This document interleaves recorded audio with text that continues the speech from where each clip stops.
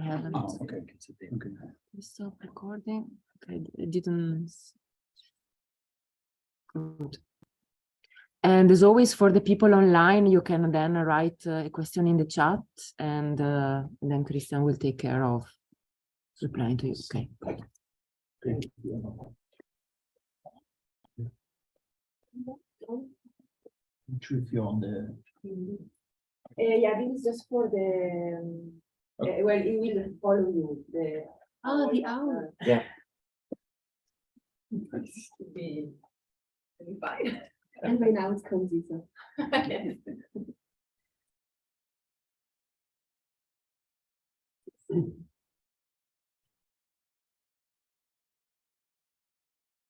in progress. Okay,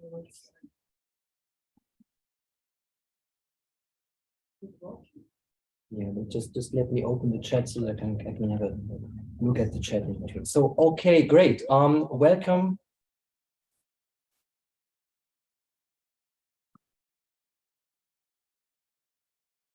Welcome to the panel debate, navigating through the main critiques to QCA. As you can see, I'm not Johannes. I was just jumping in more or less last minute.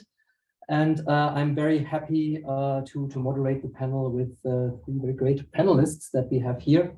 Let me just briefly introduce them to you. Probably they don't need so much introduction. We have Seweryn Krupnik. I hope I'm pronouncing this name correctly.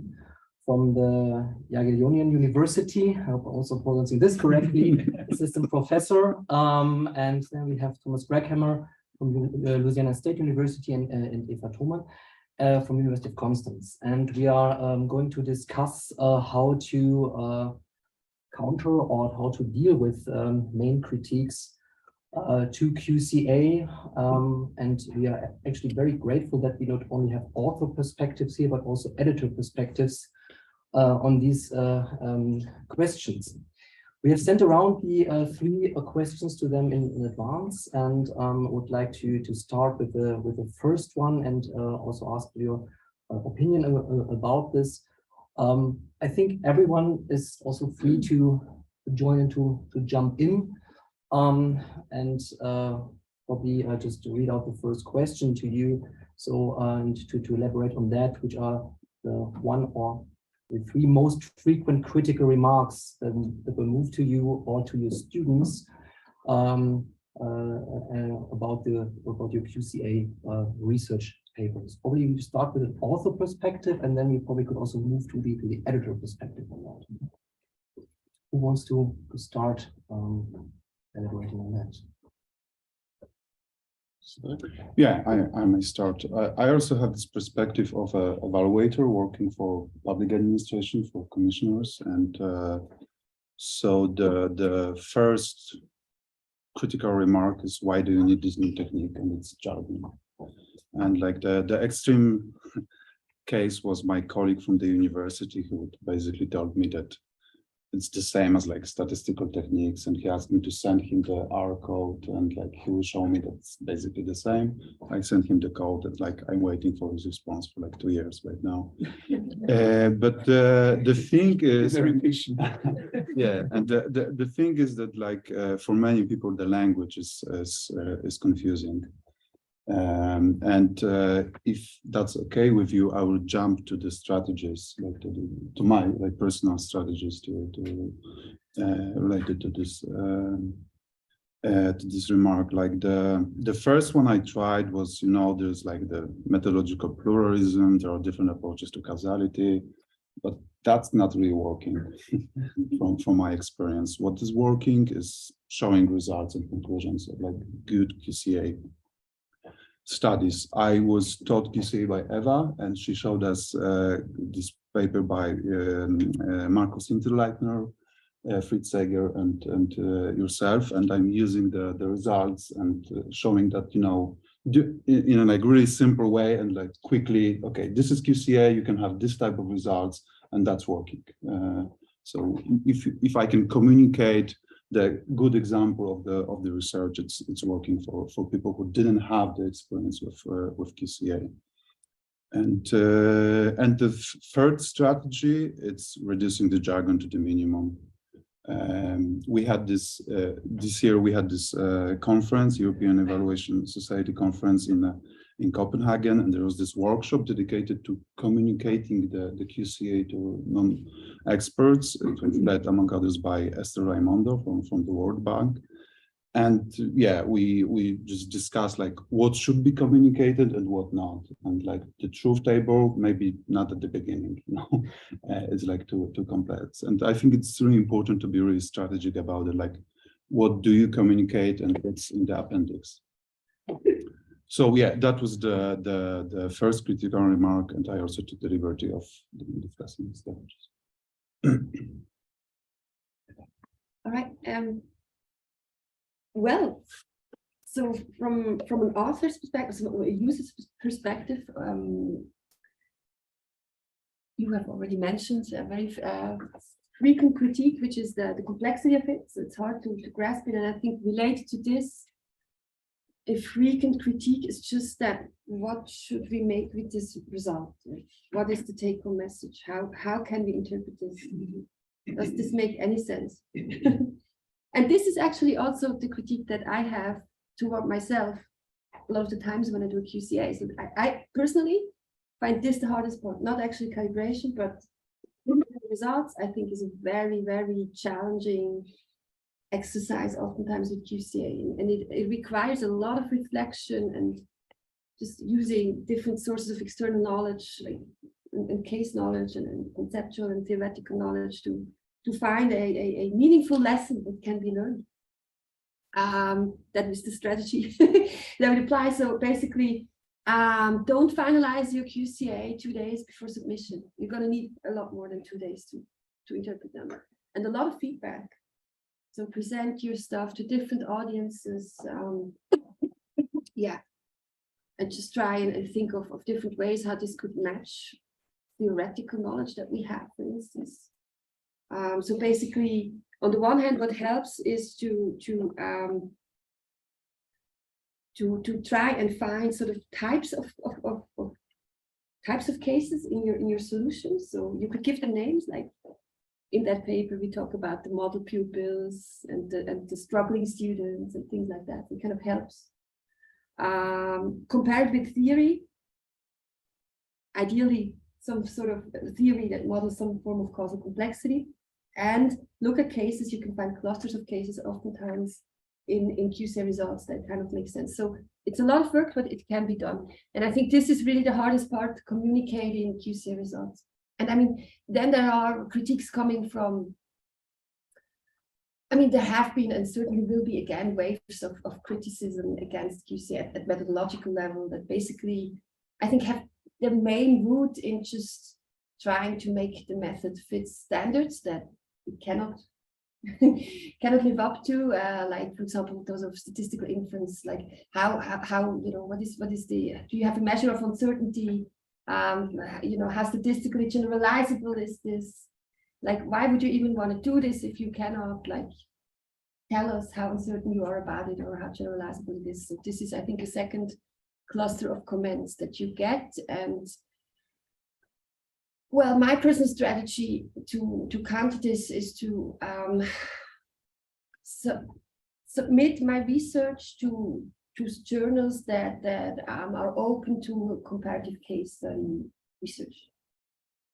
So I avoid journals that only want to publish quantitative research, because as soon as you understand that QCA is essentially, the way I do QCA is essentially a comparative case study approach, then you can talk about scope and you can discuss with reviewers, you can have a better level of understanding. But so my personal coping strategy is that I avoid these kind of criticisms, because you know, but you can also start, you know, telling them, oh look, there's this article, I think it was Greckhamer, that so there is an R package, you can calculate the statistical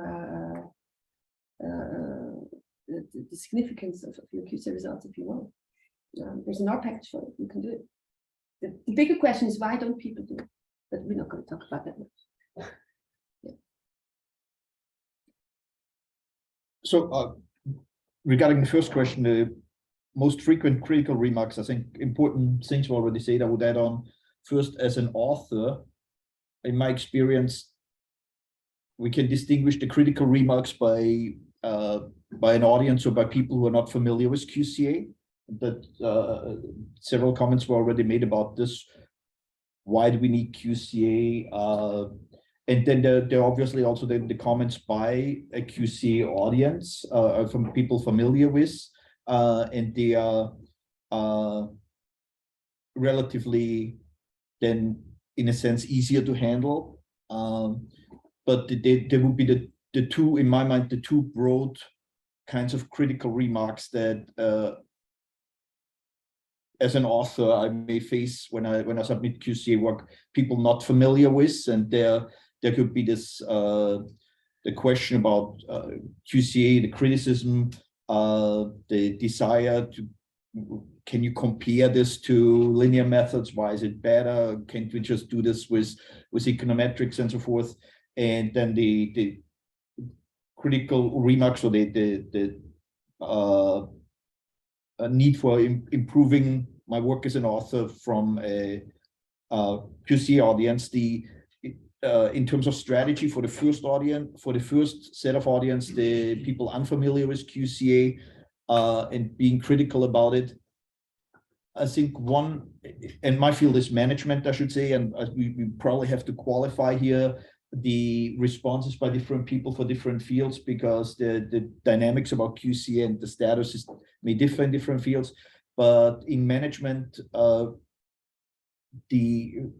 I think what I and others have been trying to do is the normalizing of QCA, rather than trying to be overly defensive and to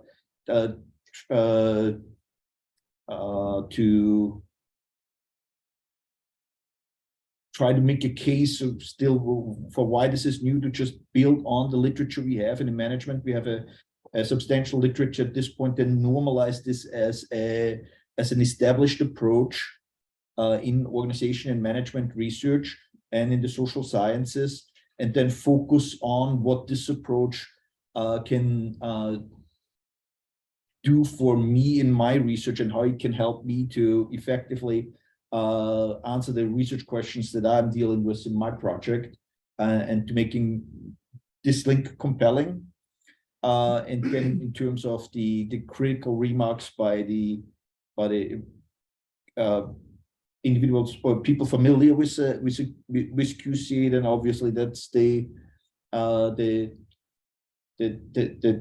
work to pushing myself to doing better research, to dealing with actually improving the substantive nature of QCA. And I would add on here, in terms of critical remarks, and perhaps switching a little bit also to from the author to the reviewer position. And this is something that came up also in a Q&A session that I was part of this morning. I believe at this point, certainly in my field, papers do not get rejected because they use QCA. I think papers get rejected when they are not good papers. And obviously then what is a good paper depends on the evaluators. But I think common points of critique at this point of empirical QCA research in my field is a lack, if I had to highlight a couple, a lack of clear configurational theorizing and making a clear argument why a configurational approach is needed to answer a certain question. And then empirically, the core elements of the QCA research design in the sense of sampling, making a clear argument why a certain empirical setting and the cases that a researcher has are appropriate for answering a question, and the definition and calibration of sets. As a reviewer, I review many papers that never tell me what the sets are that are involved in a study, and they jump somewhat from empirical data to here are the results, and are not transparent in terms of definition of sets and calibration of sets. There will be kind of core critiques that I have also as a reviewer of papers. That's a very, very interesting point that you made, especially from also my area is management, so I cannot speak for the other areas. That if we're making about papers getting not rejected because they use QCA, but I think there in a couple of years ago, you always had I think the difficulties, at least what I was experiencing in management, that you need to compare to some more standard methods whenever you were in the review process. And they were asking you, for example, I don't know, what kind of other method would be suitable and would be in your field of research would be the method to choose for configuration questions. I think this time is more or less, I think it's over. It's because QCA is more or less established and settled. I don't know how it's in other fields. Probably the history is much longer in QCA, but especially for management, I would say it's not that you have to introduce the method to your specific discipline, because most of the time that has been done. I agree with you. If I could just add on, there may be a reviewer on any given paper that may raise this issue, but again, as this was what I meant to say with the normalization, right? This debate has been had in the literature, and at this point, I think authors submitting can build on the literature to make and hopefully make a compelling case for an audience of why such a comparison is not needed. It could happen in individual papers, but this really has, for us, I think, is in management and hopefully in other social sciences field, is something that we can move past. Are there other, if you want to? I do see a tendency in this direction. So I think things have improved a lot in terms of QCA research is normally sent out for peer review. I mean, I as an editor, of course, would do that if I think it is of good enough quality. But I think, at least in the discipline of political science / public admin, I do think there are some journals, I think I've mentioned it before, where the chances that you get desk rejected with a QC study are pretty high. And I think that has to do with conceptions that editors may have, and also the specific epistemic communities that are the readership of that journal, that they may have very specific ideas of what good social empirical research should be, and then there is not really a conception that the QCA fits this idea. But that said, I first of all, I think we should ignore this, and I think we should just submit our research to the journal where substantively we're making a contribution to this field. If we can afford getting desk rejected, not everyone is in this position, right? Especially if you, for example, if you do accumulate a PhD, then maybe you want to be a bit more strategic in your approach. But other than that, we should ignore it. This is we should just keep trying and see what happens. And on the other hand, I also, at least in political science, I don't see it as a big problem, because I think there are now also really top journals. It's just enough space for everyone, and there are enough journals where you can really submit your QCA paper to, and in my experience, get really good reviews in terms of really informed and substantively useful reviews by people who evidently have some understanding of what this method is about. And so these are the good news, right? And then as an editor, I mean, I just also wanted to add to your point. I mean, and we recently did a systematic review of QCA applications in the public administration field. We just looked at, adherence to good practices. And we also looked at the coherence of design choices. So for example, if you say you have an approach to QCA where you emphasize parsimony, right? There is such an approach, then there are certain things you wouldn't do. You wouldn't analyze necessity separately, for instance. So if you say, well, this is an exploratory study, right? Then you probably wouldn't formulate hypotheses, things like that. So, and we found that there is quite a large share, at least in this field, of studies but the share of good practices that they'll comply with is relatively low. And also there is a huge variation, even though it has become better over time. And also we often find incoherent design choices. And I think this is basically where we need to, what we need to work on as reviewers, as authors, and as editors. We just need to pay attention to this and get better. And you know, criticism is great because criticism pushes us to get better. So I think it's an opportunity to get better. I would like to second what Eva just said. And like when I think about the evaluation field, it depends on the journal. But having said that, I have experience of like submitting quasi-experimental study to some journals and being desk rejected because they were just not interested in this type of methodology. Yeah. So it's not the uniqueness of QCA. Yeah. And yeah, and the second critical remark I had, building on what Thomas was saying, that and showing my personal experience, like the last paper I published, firstly I submitted it to the RIG journal and I got 3 reviewers who knew QCA better than me. And the paper was rejected. The paper was not good enough. I changed the paper, I resubmitted it to the evaluation journal. Once again, I got 3 reviewers who knew QCA better than me. And like 2 of them liked the paper, but the third one told me, you're now allowed to do this in QCA. You're not allowed to have this like approach, parsimonious approach to like redundancy approach in evaluation studies. So that was the most, so the critical remark was, you're not allowed to do something in QCA, but I kind of felt I'm allowed to do it, but like the reviewer was like more senior. So I had 2 strategies.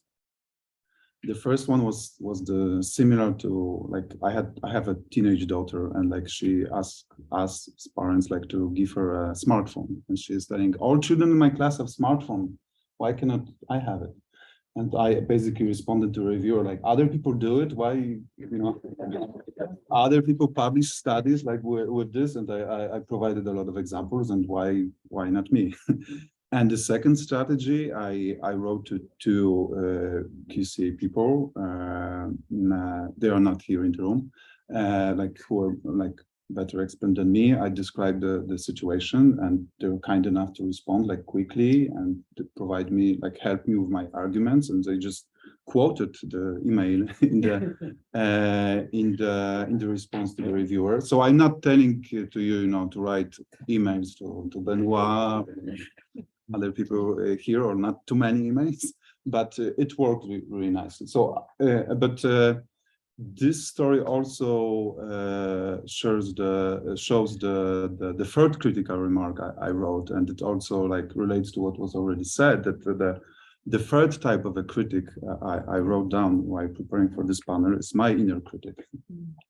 And like, you know, being critical about your own work and like listening to this message that maybe your model is not good enough yet, and working on it. And like the strategies I had while, and I'm talking about it to second what was said, that like we should treat criticism as something constructive, and like we should participate in the dialogue with the reviewers and with the critics. So my strategies in response to the inner critic, the first one was that I have this tendency to be overexcited at the beginning of relationships, and like with QCA that was the same. I when I learned about QCA, I thought, okay, I can do like A, B, and C, and D, and like I communicated it. But I was lucky enough to get this feedback from one of the person more advanced than me. The feedback was kind, was relevant, but was also humbling in many ways. So I realized that when I conduct QCA, I should better know my objectives, what may be the benefit of QCA, but also what are the limitations of what I'm doing. And I find, yeah, I find it really really helpful. I have the last strategy written here, but I have some technological problems. So maybe you would like to comment on. What in terms of strategy, what I would build on is the importance on building on the literature. And I as a reviewer, I just recently reviewed several papers that had this in common. There's this new thing. It's called QCA, and we can use it to analyze data, and we must be the first people to do this. And so strategy is familiarize yourself with the, I think that's particularly kind of for junior scholars, PhD students, familiarize yourself with the literature that's already there and leverage it and build it, because that can be an important strategy to, as I said earlier, normalize, where we don't have to now prove in every paper all over again why it makes sense to use QCA, and then be able to build on and also be able to conserve valuable space in a journal submission that can be used to present other things, then again giving us this general argument about why QCA is useful. We can really leverage the literature for that. I think that's an important strategy that I would offer for junior scholars in particular. I agree. You're not the only one who, I think it probably goes for most of us, that when we started working with QCA, we were very excited about the method. Then we write our paper such that I'm going to use QCA to study this. And you know, QCA, using QCA means I need to formulate complex hypotheses and do this and that, right? And this is not normally how you write a paper. And I'm convinced that the interesting feature of QCA as a method is that it allows us to gain substantial insights in the social sciences that are just interesting and important, because we can look at causal complexity and things like that. And I think that I would not write a QCA paper very differently from another paper, in the sense that I would always start with the puzzle and what the key contributions that I make here. And then QCA is just a vehicle for that. But can I ask something? Maybe we have people here in the room who have received criticism and would like us to comment on how it could be addressed. Would that be, is it too early for that? No, I think it's perfect also to, I mean, it shouldn't be a discussion always between us. So if you just have, also you would like to share your own experience from your own review processes or from your conferences, please feel free to jump in and to share what you've experienced. Also ask questions. Cool. Well, I have experience mostly as a reviewer over the past year or so. I think I've reviewed about a dozen QCA papers. And what you've touched upon is, yeah, QCA is different from other methods. But I refer lots of authors to just the methodological literature. People would have read the handbooks, would have read Carsten and your handbook, and would have sometimes read books by Charles. But there's lots of other methodological literature, depending on what you want to do with it. It's about case selection, it's about scope conditions, it's about robustness, and all these things are dealt with in different methodological papers. And when you familiarize yourself with that literature, it puts you in a better position to answer reviewer criticism, and it puts you also in a better position to design your research in a good way. So yeah, that's one of the things that particularly new users of QCA, I think, in their enthusiasm for the method, they forget that there's a whole broader methodological literature out there, and it helps if you familiarize yourself with that. I think that's a very, very important remark, especially also, I think Eva touched upon this a bit, because when we're talking about research design, what is actually, do we think about QCA as a standalone approach, or do we think about QCA as being connected with other kinds of methods, probably also in a mixed method design?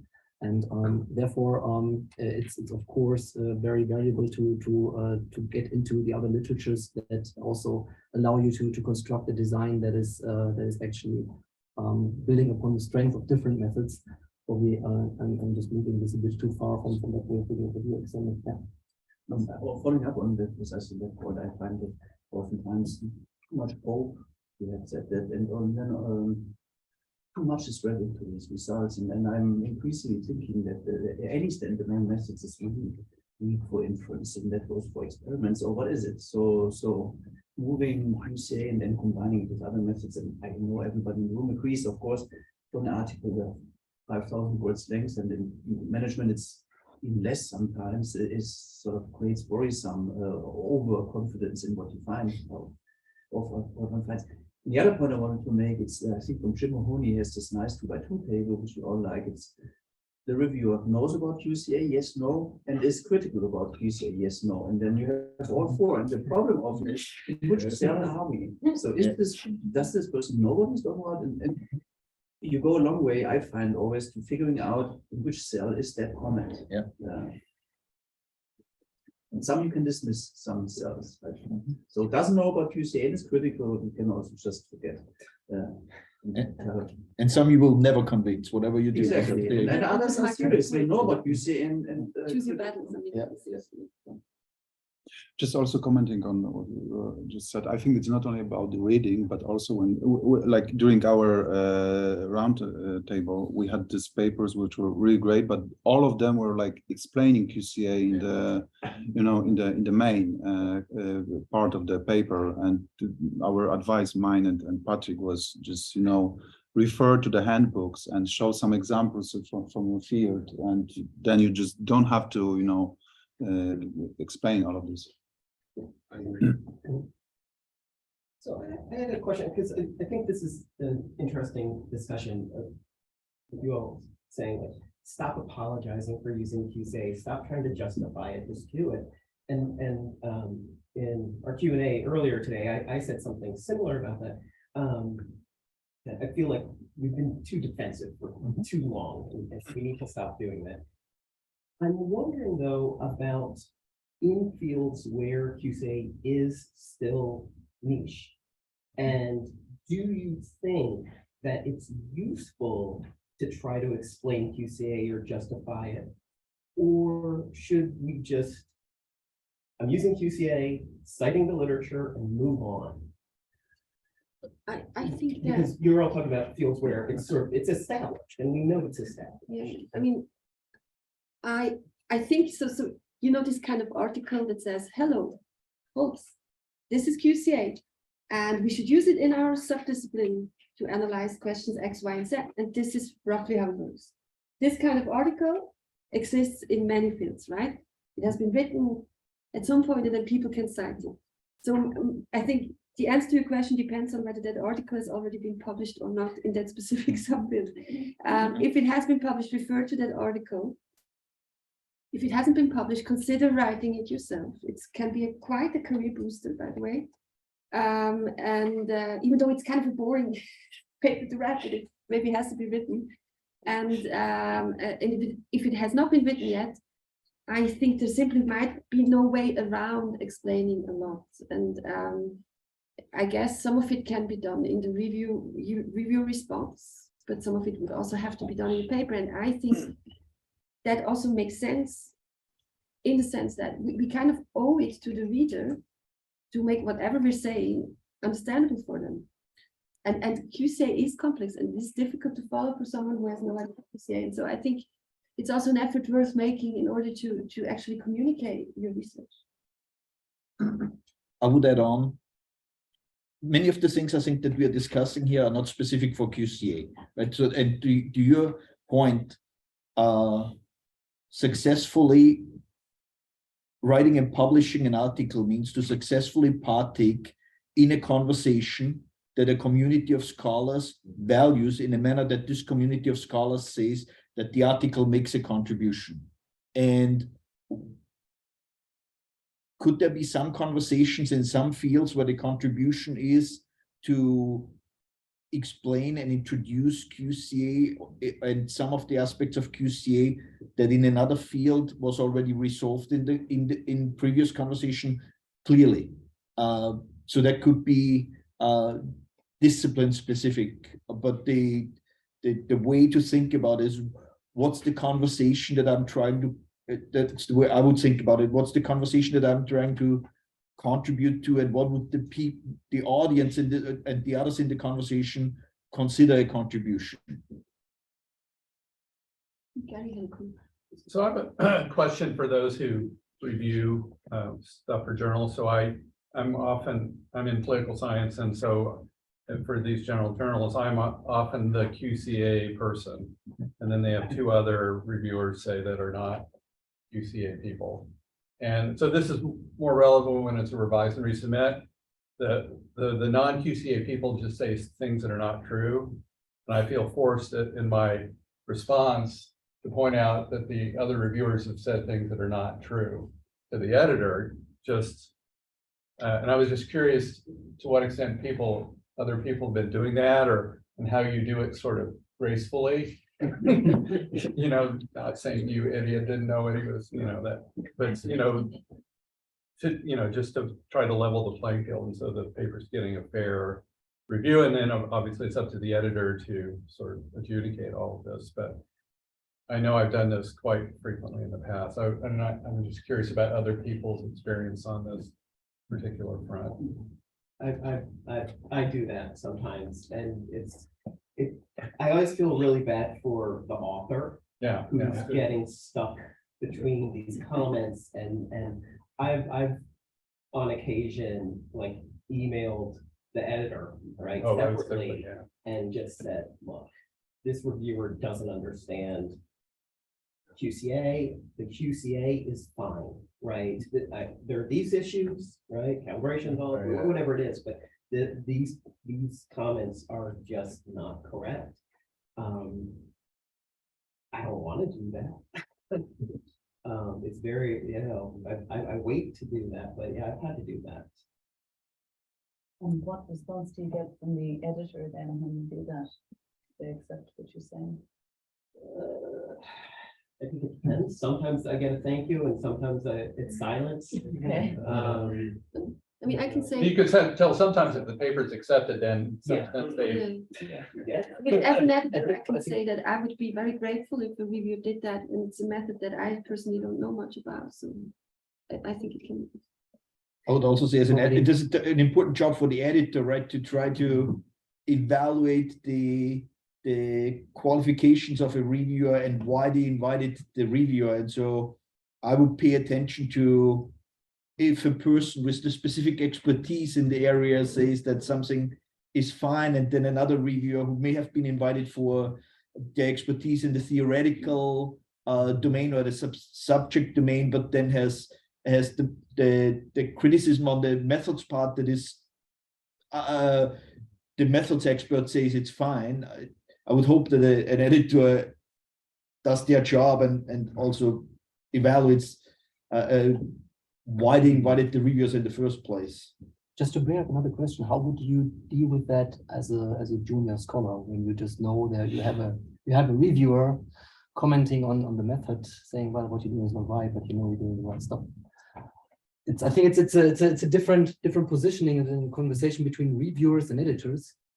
First of all, gracefully, not combatively, right? Because most reviewers respond poorly if we tell them, actually, you're wrong.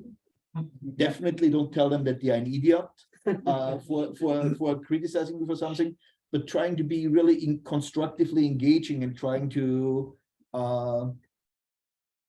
convince them by taking and Carsten said this earlier, we need to try to figure out why the person disagrees, but try to make them see the light in a constructive manner, and then possibly also write to the editor in the editorial letter of why you believe a certain point of critique is unjustified. And personally, I've been also in a position as reviewer where an editor would send me a paper and say, look, there's a paper here, it's a revise resubmit, and could you just look at this at the method QCA, the research design, the methods. I don't need you to comment on any of the other parts, but could you check on this for methodological issues? And that's, I think, a smart thing for an editor to do if they are not convinced that the reviewers have the expertise to judge QCA.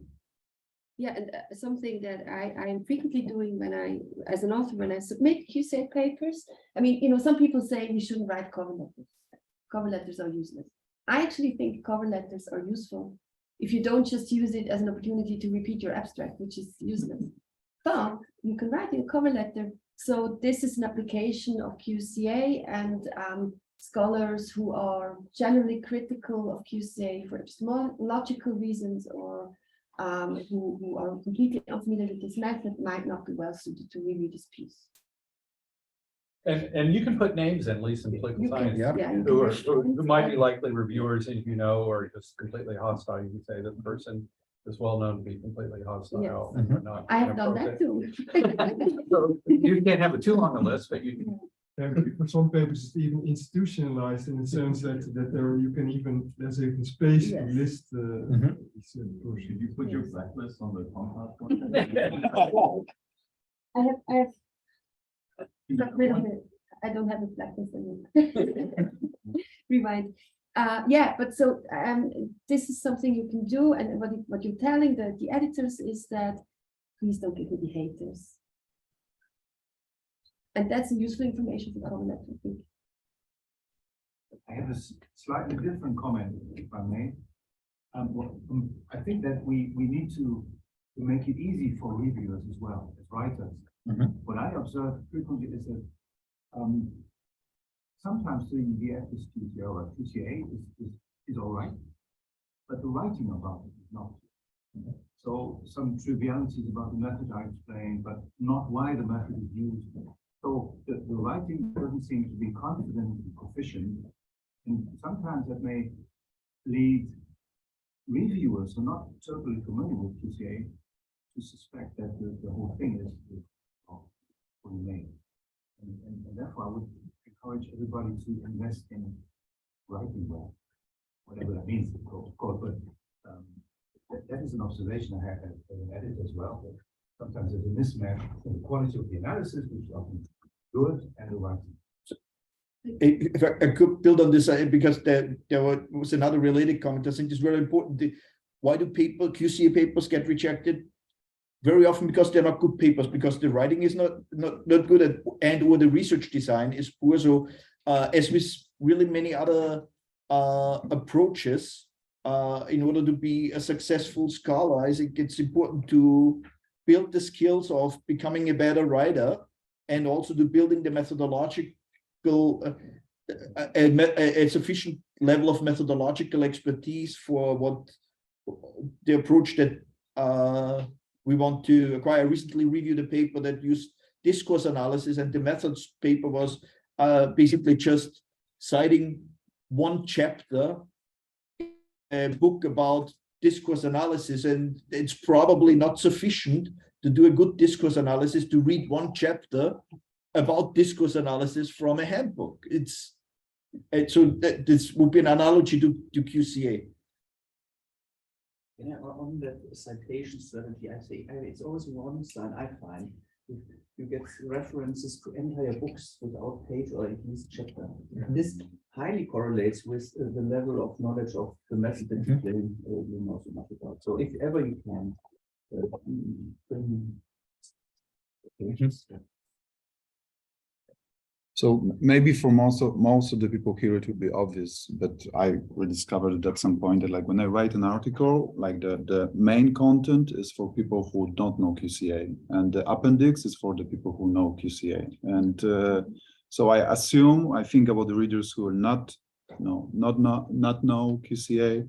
I will tell them, I will give them references and something. But like in the appendix, I want to communicate with people who know.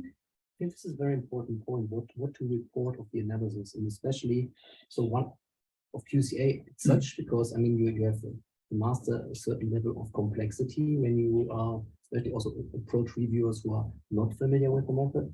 But then as an additional complication, whenever you have mixed method studies, you have to explain QCA in addition to some other methods that might be established or even not established in the field. And the question is it actually then a drawback? Because journals have page limits, of course. You can put a lot of things into the appendix. And the question is it a disadvantage to then use QCA in some fields where you probably do not build on a large literature, empirical literature in this field?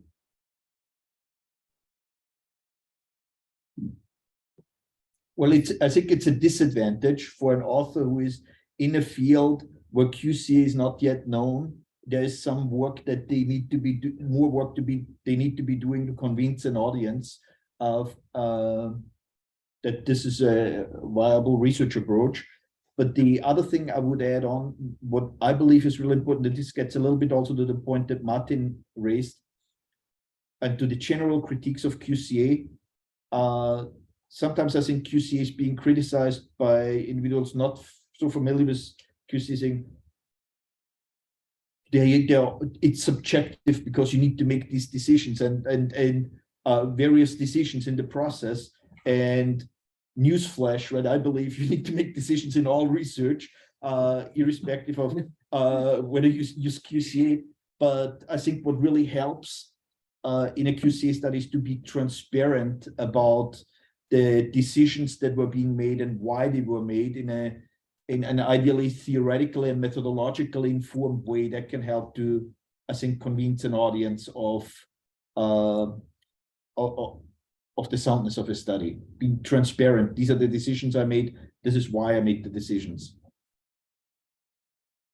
Well, and I'll just sort of add on that as a reviewer, I would say, you know, the vast majority of QCA papers that I review, I reject. And often it's because they don't provide all of the information so that I can see if the QCA was done correctly. And so, you know, I need that appendix. And if I don't have it, I'll just take it back because I can't do my job. And you can trust that we review your appendix. You look at it. Question that you do not give the chance for the author to explain and edit if it's not there. So it means that we all should have an appendix and it has to be very detailed. And then if the editor and the reviewers do not need it, they will say that if they are not published online and do not care about the link. But what you're saying is you won't even get in this second round of review if you don't have it, right? I mean, that's up to the editor, but you know, I'll quickly say I cannot review this, right? Because I just don't have the data to sort of see if they did it correctly. But my experience actually is the opposite of what Martin was saying. Is often what I see is people who explain QCA really well, but then the application is bad. And so it's like I start reading it, like, oh, yeah, I know what they're doing, and then I see what they're doing. Problematic. But you don't give me enough so that I can see how is the truth table constructed, how is it minimized. Oh, I can't review it well. And yeah, I just will find it better. Those are the senior ones who know how to write. Junior ones. I would like to add one more really earth-shattering, surprising observation. The vast majority of papers of any kind get rejected at top journals. It's not for QCA, right? Most top journals have very high rejection rates. So to make it to that second round, to the revise resubmit, a paper has to be of meaningful quality, whatever that means for the particular journal. And it's a high bar to clear for the leading journals in the fields that I'm familiar with. But that's not just for QCA, that's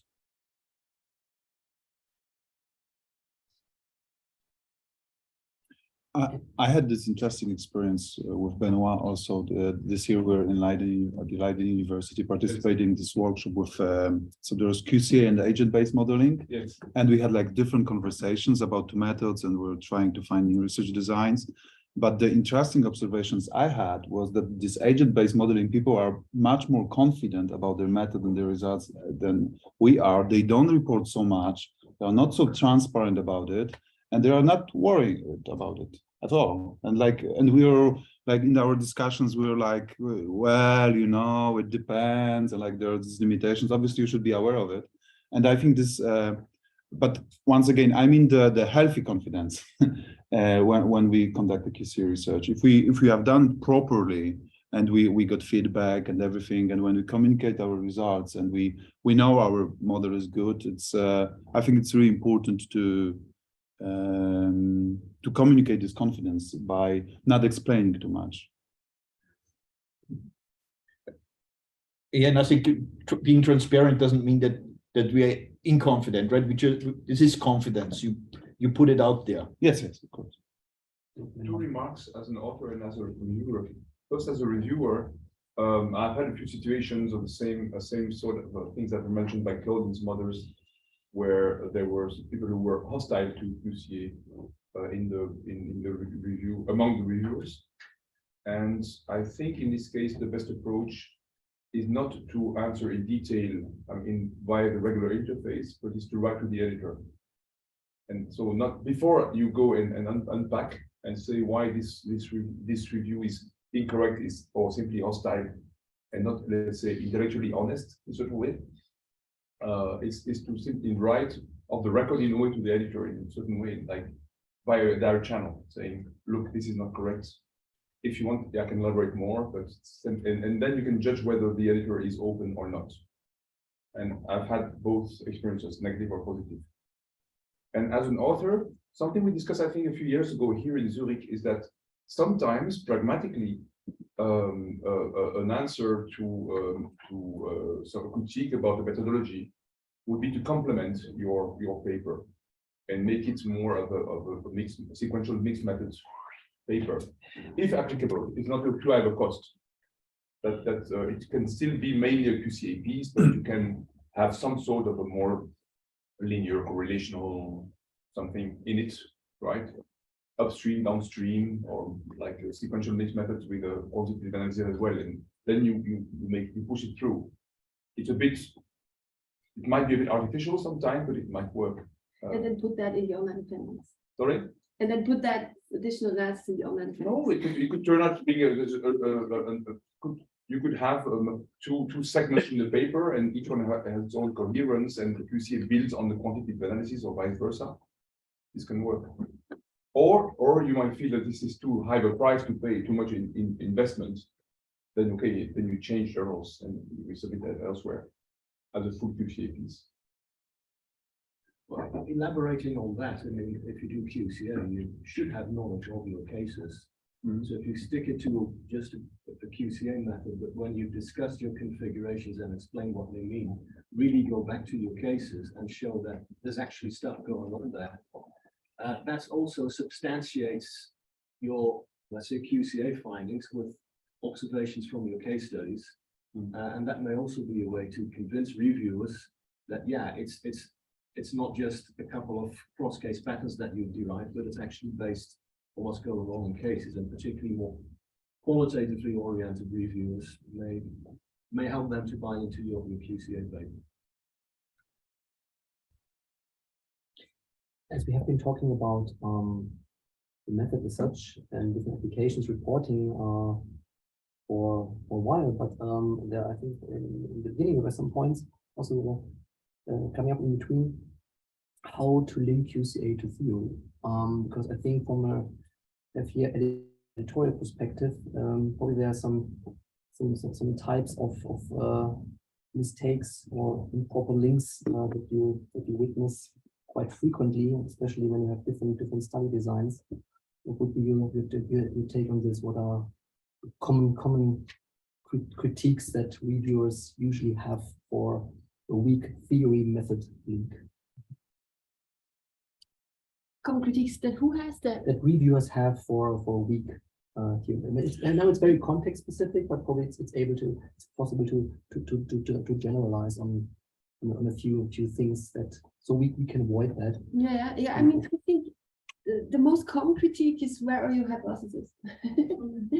Because we've been socialized into doing research in certain ways. We start with theory, we deduce hypotheses, and we test them. And that's often not what you do with QCA. So I think this is a very common critique. And I think the answer to this critique depends on the state of theory in the field that you're working with. Sometimes, I think sometimes the critique, like the critique that you're not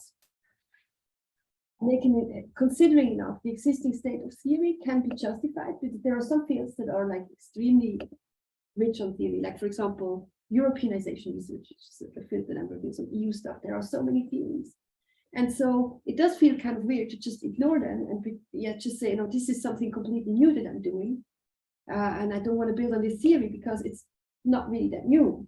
And so it might be a nice feat to actually talk about this theory. And then there is actually a possibility to, if it's possible, from this theory to derive expectations that model causal complexity or model necessity or sufficiency. It is possible to derive such expectations, that it's also possible to evaluate them using set theoretic theory evaluation, which is not the same thing as hypothesis testing, because you're looking at the intersections of your theoretical expectations with the results, and then you can also find new and unexpected findings. You can find areas in which your results overlap with the expectations, but there are also areas where they don't overlap or where they actually contradict your expectations. And so it's a very nuanced and super interesting exercise to do. So that this is something I think actually a nice option to consider. And with R, it can actually, parts of this can be implemented very easily with R, with the set methods package. But this may not always be desirable or possible. And I think in this case, what it probably invites the researcher to do is to really think about, in what ways do I actually want to contribute to theory? And then put that very clearly into the paper. So for example, my goal is to really, in a very exploratory manner, derive propositions, right? This can be done with QCA. Of course, these propositions have to be closely based on the results. But it is also possible to have a more abductive, it's like an intermediate approach. We say, so these are the relevant theories. They allow us to expect more or less this. Like, okay, that sounds very unscientific when I put it that way. But like, there is a general expectation, for example, that agency interacts with structure. Let's say that, right? And then here are my conditions. They are also derived from the theory, right? But I don't have concrete hypotheses because I'm interested in an exploratory fashion how these factors actually interact with each other. And I also assume there might be equifinality, like there could be more than one pathway to the outcome. And then when discussing the results, we relate it back to these statements that you made in the beginning. Because here is how we find equifinality. And here is how we find that structure interacts with agency. So there are many ways how QCA results can very fruitfully be connected with theory. And my personal opinion is that they should, because I mentioned it earlier, for me, the most interesting feature of QCA is that it allows us to model things that most of the previous theories that we have, like the theories that we have and also the methods that we have in social sciences, do not allow us to model causal complexity, necessity, sufficiency. So there's a big contribution to be made in terms of complex theory and so on. And I think we should capitalize on this opportunity. What I found really useful was the concept of configurational theorizing, and especially the paper written by Santi Funari, Thomas, and Pierre about heuristics. And I would recommend it to everyone who hasn't read it, because I mean, for me, it was really inspiring in terms of connecting QCA with the theories and yeah. Sorry, could you say what the paper was? Capturing causal complexity, heuristics for configurational theorizing. And we can share it maybe. We can share. Okay. I just have to keep an eye on the time. We'll be happy to share. Unfortunately, if you just have 1 minute. Yeah, sure. I just wanted to add on the build on what if I said. I think to your earlier question, the theoretical fit. I think a very basic observation is the importance of thinking of QCA not just as a method, as a tool to analyze data, but it comes with a way of thinking about research, with the theoretical approach, the theoretical configurational approach. Sometimes I'm asked by students or by individuals not familiar with QCA, oh, you're doing QCA. What software are you using? Because they're thinking, I just need to have the software and plug in data and then it's all good. And software is important, obviously, but it's the the fit between the theoretical and methodological that's so important. And QCA is it's the whole package, thinking configurationally, which then leads to the need for configurational theorizing. And certainly in my field, that's why we wrote this paper. We have room for improvement on the notion of configurational theorizing. As Eva said, in her field also, traditionally lots of our theorizing is shaped by the methods that used to be dominant, and therefore the hypothetical deductive model of theorizing. And so we need successfully and productively using QCA requires the shift in thinking also and in theorizing. Yeah, I think that was a very, very insightful also closing remark of this debate. I unfortunately have to stop here and thank you very much for the insights, for the discussion, also for the contribution. Yeah, that's thank you. Then I hand over to Sophia. Yes, we thank you. I will stop the recording. Thanks for the panelists and to Christian to actually moderate. Yes,